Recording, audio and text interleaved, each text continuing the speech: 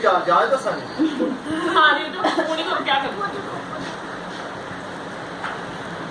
ये देखिए हमारी वंदना दीदी जी अभी पूजा कर रही है। ये अभी 2 घंटे लगाएगी।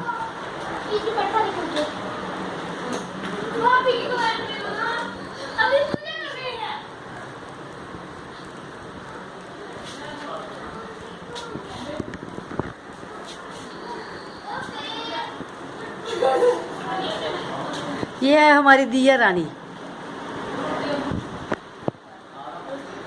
ये सिया है जो बहुत शर्माती है। अब मैं बताती हाय